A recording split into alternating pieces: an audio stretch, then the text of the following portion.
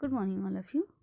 आज हम रीड की हड्डी का लास्ट पार्ट पढ़ेंगे। चलिए रीड करते हैं लेसन।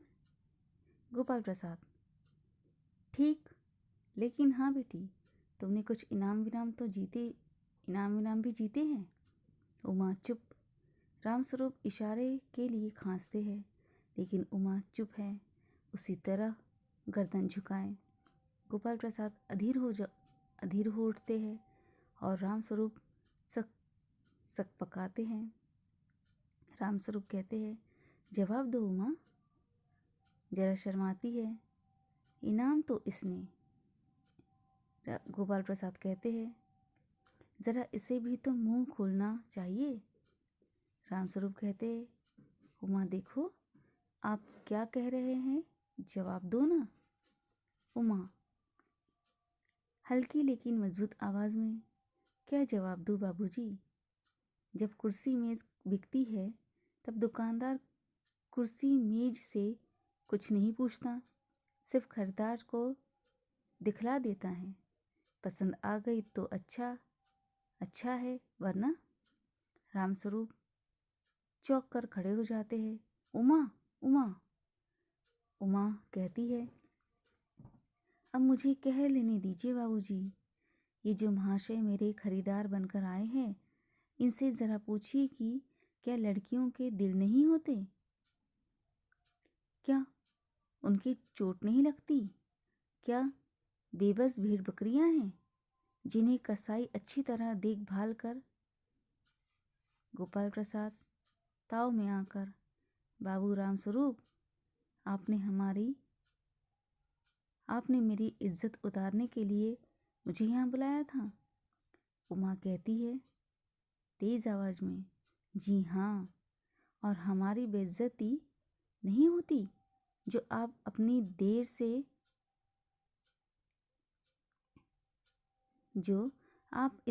देर से नापतोल कर रहे हैं। और ज़रा अपने इन साहबजादे से पूछिए कि अभी पिछली फरवरी में ये लड़कियों के हॉस्टल के इर्द गिर्द क्यों घूम रहे थे और वहाँ से कैसे भगाए गए। शंकर कहता है, बाबूजी चलिए। गोपाल प्रसाद कहते हैं, लड़कियों के हॉस्टल में? क्या तुम कॉलेज में पढ़ी हो? चलिए देखते हैं लेखक क्या कहते हैं।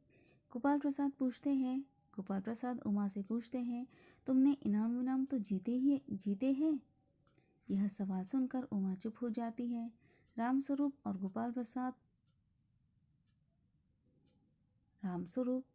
गोपाल प्रसाद के बहुत पूछने पर भी उमा गर्दन झुकाए बैठी रहती है। रामस्वरूप उमा के चुप रहने पर डर जाते हैं।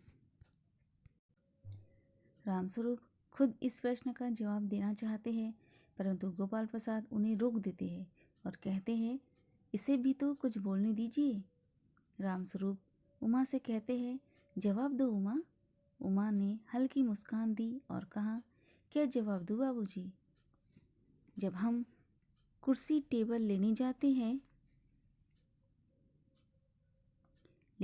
हैं तो दुकानदार कुर्सी टेबल से पूछता नहीं है, वह तो जो खरीदने आता है उसे दिखाता है।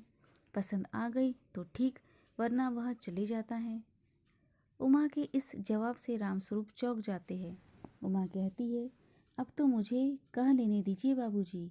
यह जो सज्जन मुझे खरीदने के लिए आए हैं, उनसे पूछिए ज़रा, क्या लड़कियों के दिल नहीं होते? क्या उन्हें चोट नहीं लगती? क्या लड़कियां बेबस भेड़ बकरियां हैं जिन्हें कसाई अच्छी तरह देखभाल कर? उमा चुप हो जाती है। उमा इतना ही कह पाई थी कि गोपाल प्रसाद ताव में उठकर रामस्वरूप से कहते हैं, आपने हमारी बेइज्जती करने बुलाया था। इस पर उमा तेज आवाज में कहती है, जी हाँ, आपकी बेइज्जती हो रही है, यह आपको समझ में आ रहा है, और तब से आप हमारी बेइज्जती कर रहे हैं तो कुछ नहीं, आप तो लड़कियों का मोल भाव कर रहे हो। हमारा मोल भाव करने से अच्छा है आप अपने लड़के से पूछिए कि पूछिए कि पिछले साल फरवरी में यह लड़कियों के हॉस्टल के आसपास क्यों भटक रहे थे और वह वहाँ से कैसे भगाए गए। यह सुनकर शंकर अपने पिता से चलने की कहता है।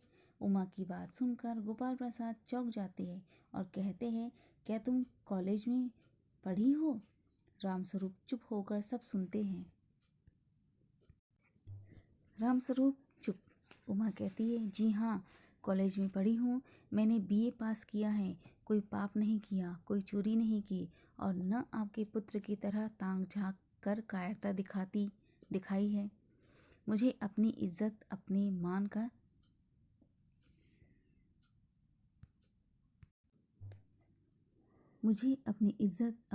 का ख्याल तो है, लेकिन इनसे पूछिए कि ये किस तरह नौकरानी के पैरों पड़कर अपना मुंह छुपाकर भागे थे। रामस्वरूप कहते हैं, उमा उमा। गोपाल प्रसाद कहते हैं खड़े होकर गुस्से में, बस हो चुका बाबू रामस्वरूप, आपने मेरे साथ दगा किया। आपकी लड़की बीए पास है और आपने मुझे से कहा था कि सिर्फ मैट्रिक तक पढ़ी है। लाइए, मेरी छड़ी कहाँ है? मैं चलता हूँ। बेत ढूंढ कर उठाते हैं। बीए पास? उफ, गजब हो जाता। झूठ का भी कुछ ठिकाना है। आओ बेटे चलो। दरवाजे की ओर बढ़ते हैं। उमा कहती है, जी हाँ जाइए, ज़रूर चले जाइए, लेकिन घर जाकर ज़रा यह पता लगाइए कि आपके लाडले बेटे की रीढ़ की हड्डी भी है या नहीं, यानी बैकबोन। बाबू गोपाल प्रसाद के चेहरे पर बेबसी का गुस्सा है और उनके लड़के के रुलासापन। दोनों बाहर चले जाते हैं। बाबू रामस्वरूप कुर्सी पर धम्म से बैठ जाते हैं। उमा सहसा चुप हो जाती है। प्रेमा का घबराहट की हालत में आना। प्रेमा कहती है, उमा उमा रो रही है।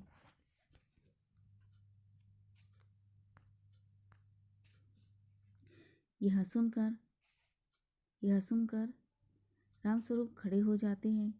रतन आता है। रतन कहता है, बाबूजी मक्खन। सब रतन की तरफ देखते हैं और पर्दा गिरता है। चलिए लेखक क्या कहते हैं देखते हैं। उमा आगे कहती है, हाँ मैंने कॉलेज की पढ़ाई की है। मैं बीए पास हूँ। मैंने कोई पाप नहीं किया, न कोई चोरी की है। आपके बेटे की तरह इधर उधर ताक झांक नहीं करती। मुझे अपनी इज्जत अपने मान सम्मान का ख्याल तो है, लेकिन इनसे पूछिए कि ये किस तरह नौकरानी के पैर पड़कर अपना मुंह छिपाकर वहाँ से भागे थे। यह सुनकर गोपाल प्रसाद को और गुस्सा आ जाता है और वह कहते हैं, रामस्वरूप तुमने तो कहा था तुम्हारी बेटी सिर्फ मैट्रिक पास है, यह तो बीए तक पढ़ी लिखी है। तुमने हमसे झूठ बोला। और अपने बेटे से चलने की कहते हैं। इस पर उमा कहती है, जी हाँ जाइए और घर जाकर यह पता लगाइए कि आपके बेटे की रीढ़ की हड्डी है या नहीं, यानी बैकबोन। इतना सुनते ही गोपाल प्रसाद अपने आप में शर्मिंदगी महसूस करते हैं तो शंकर की हालत तो ऐसी हो जाती है कि अभी वह रो देगा। गोपाल प्रसाद और शंकर दोनों बाहर जाते हैं।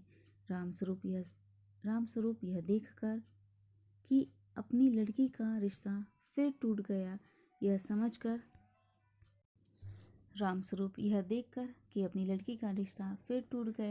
यह समझकर धम्म से कुर्सी पर बैठ जाते हैं। प्रेमा घबरा कर उस कमरे में आती है तो देखती है कि उमा रो रही है। यह सुनकर रामस्वरूप खड़े हो जाते हैं और उतने में ही रतन आ जाता है। रतन कहता है, बाबूजी मक्खन। जब गोपाल प्रसाद और शंकर आने को होते हैं तो रामस्वरूप रतन को मक्खन लाने भेजता है।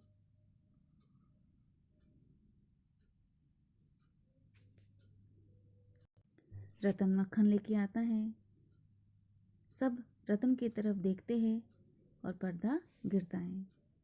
यह था कृतिका सप्लीमेंट्री से चैप्टर 3 रीढ़ की हड्डी। यहाँ यह चैप्टर आपका कंप्लीट होता है।